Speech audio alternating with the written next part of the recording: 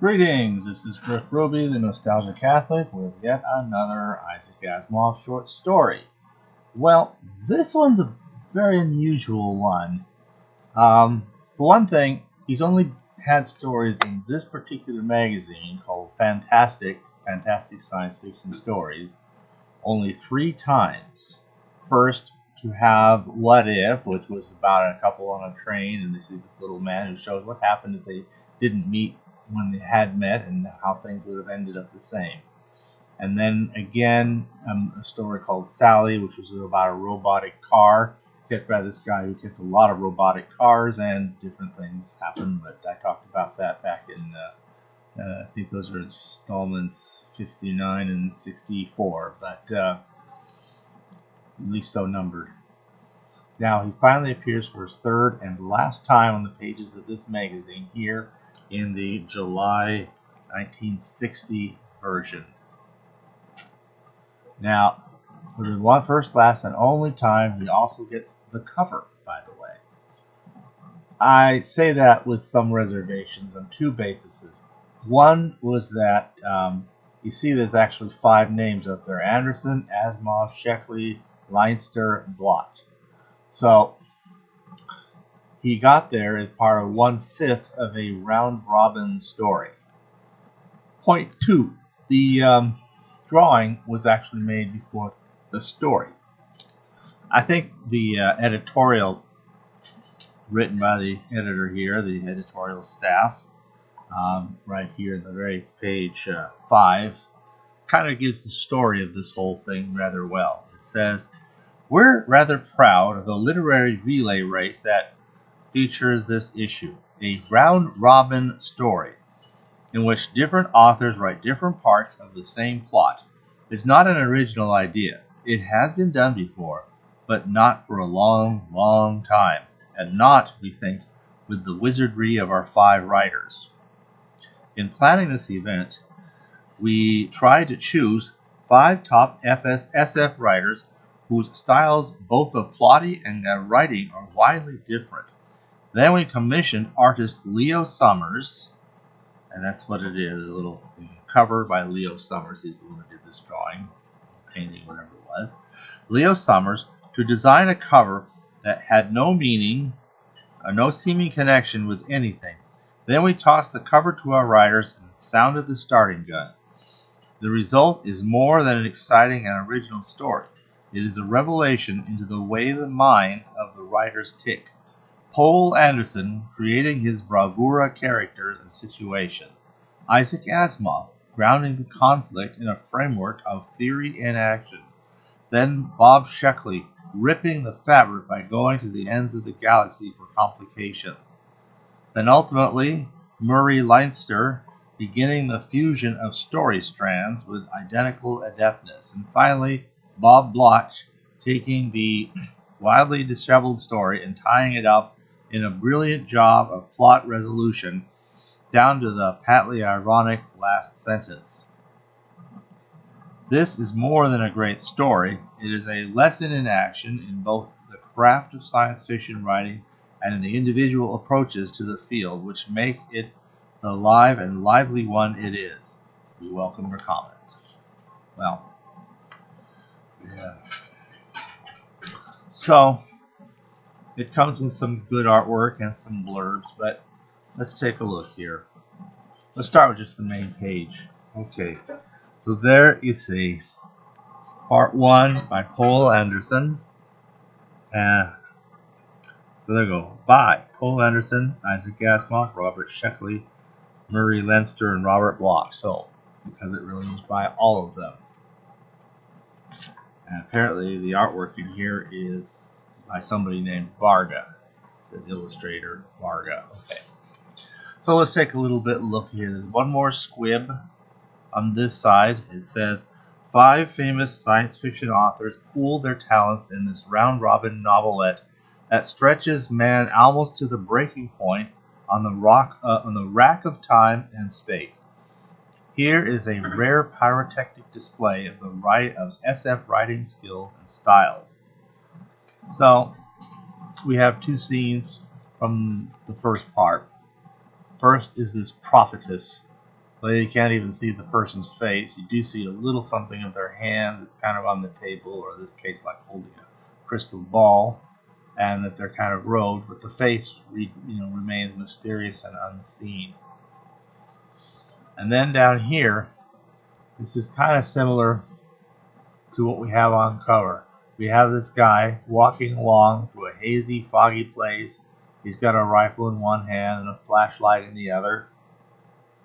Yeah, he's using a flashlight. That's kind of an odd angle, but that's what it is.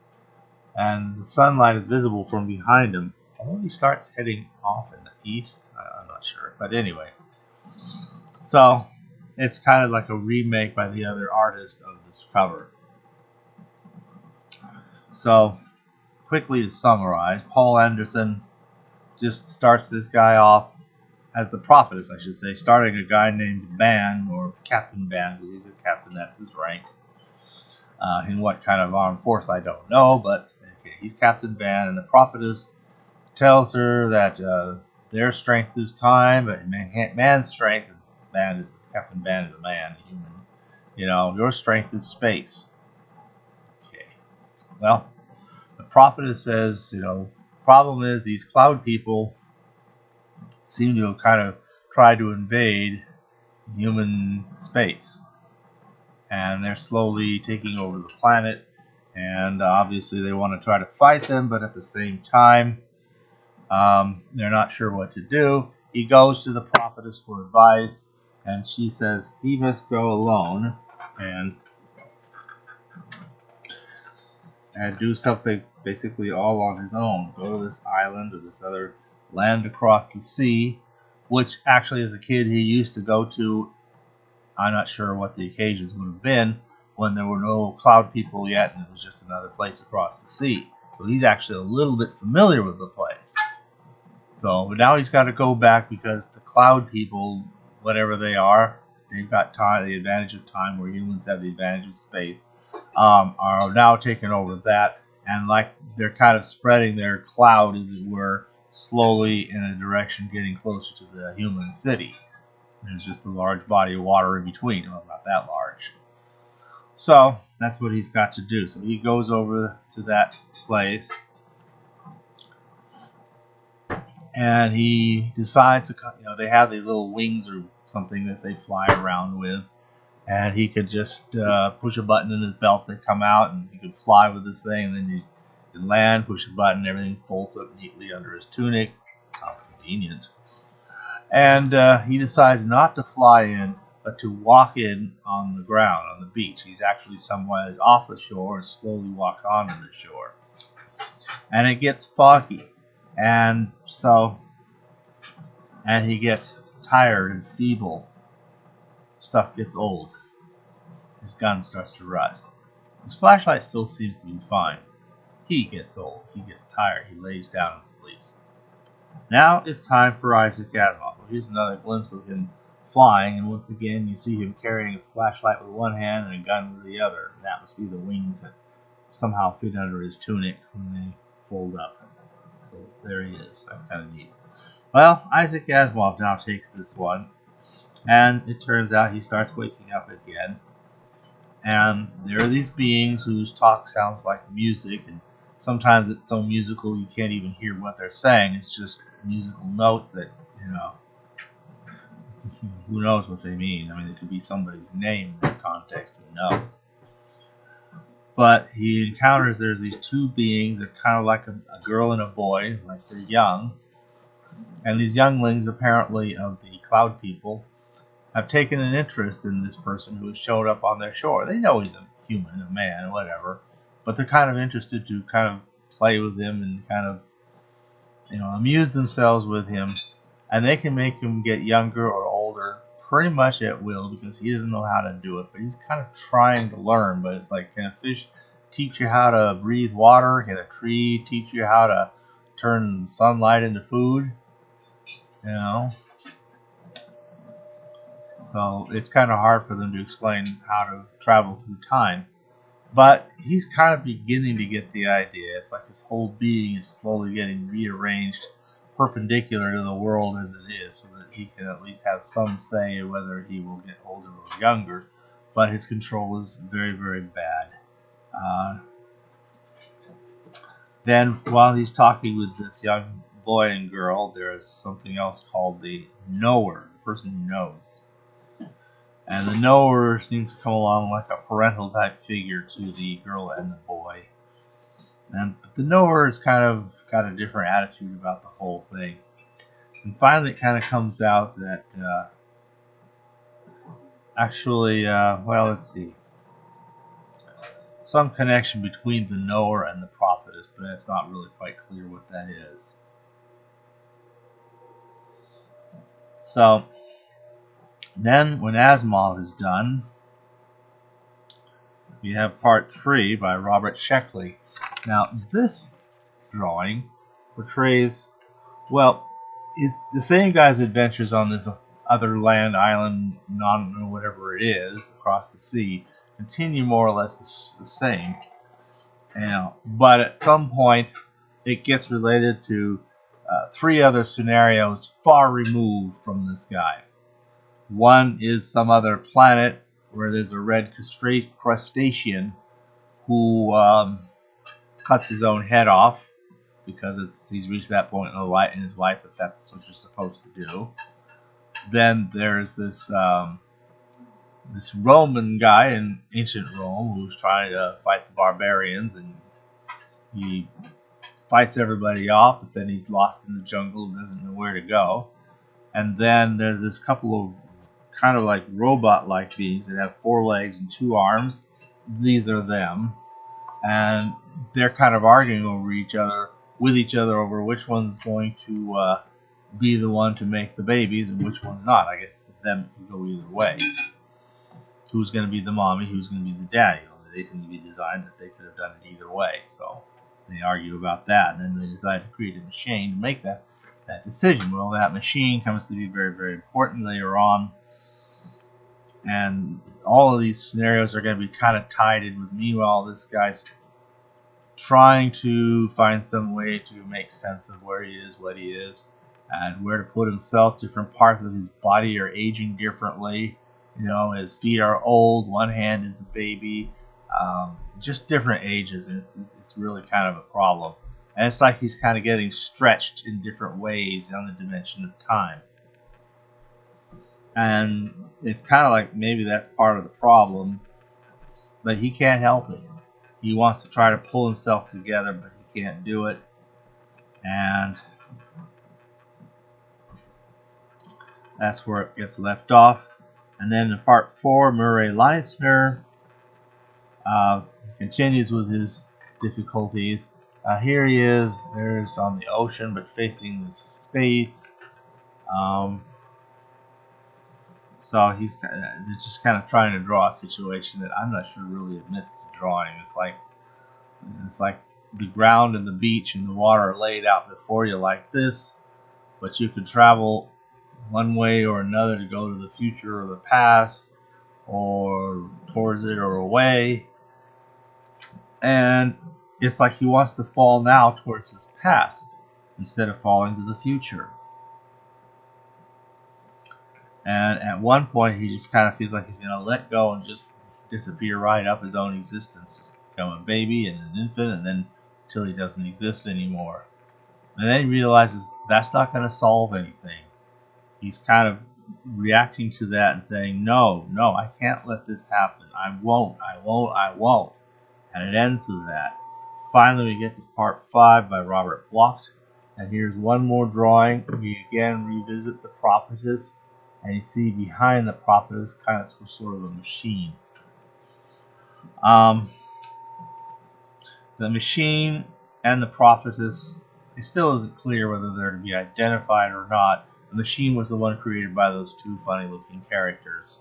But it goes on to have its own existence, and it's the machine's job to be dedicated, and so that doesn't mean anybody else is to be dedicated. So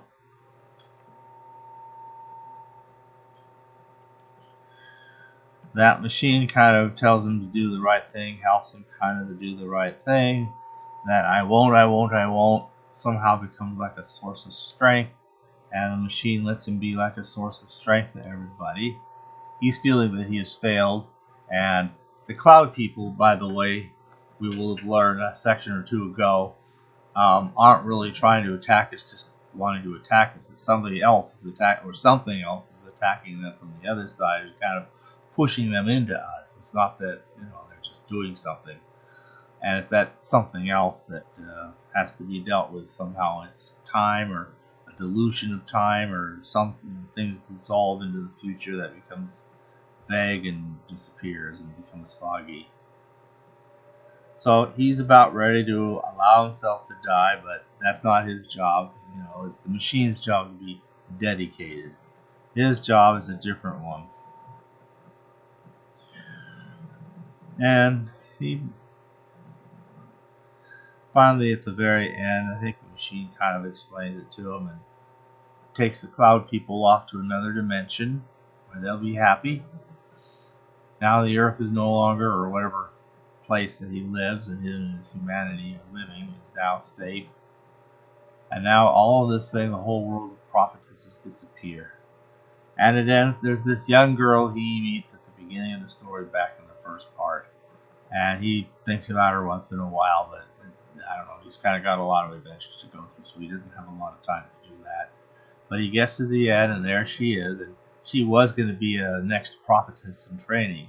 But now, with no need for a prophetess anymore, and the prophetess is kind of absorbed her into, becomes back the machine or whatever it is, and goes off with the cloud people, and no longer there's a need for a prophetess here. We're on our own now. We're free, in a way of speaking. And the young girl, well, kind of ends up in his arms, and okay, I guess they live happily ever after. And just to add this little thing at the end, make of it what you will. She doesn't tell him her name till the very end. Your name, he commanded, and she says, Time. My name is Time. Okay. Yeah, things happen, and it's interesting to see the different styles of the authors, and just reading all of those, I can see why, at least given my own very scientific, exact, theoretical sort of, almost mechanistic ways of looking at things, Isaac Asimov's just, to me stands out. But I could see that other people of other tastes could very easily prefer other sections of the story. They do kind of hang together, but you had to do something. Now, this story is kind of unusual because it's what properly categorized as an Isaac Asimov rarity. This story is not gathered up in any of his collections or any other place. There's one place where apparently it did get reprinted. There is a magazine from about 1966. It's just a zine, the same size and nature as any one of these, but with another publisher that I guess got the rights to not only the story, but the plates right down to the, whatever. I didn't see any typos, but if there were any, they're there. The artwork, they just use the same thing, exact facsimile reprint. There's no point in bothering to look at it. But anyway, it's something called, I have it named here. It says, Most Thrilling Science Fiction Ever Told, #2 from 1966. So look for that quote, Most Thrilling Science Fiction Ever Told. And then it's the issue #2. Apparently, it's also available online, so it can be found. But like I said, this is one that has never been gathered into any of the usual collections and probably never will be.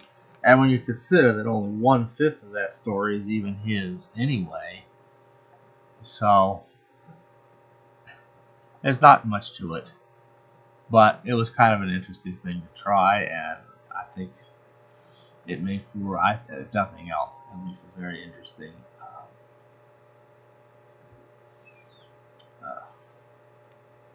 rarity. So, thanks for listening. That's what I have on that.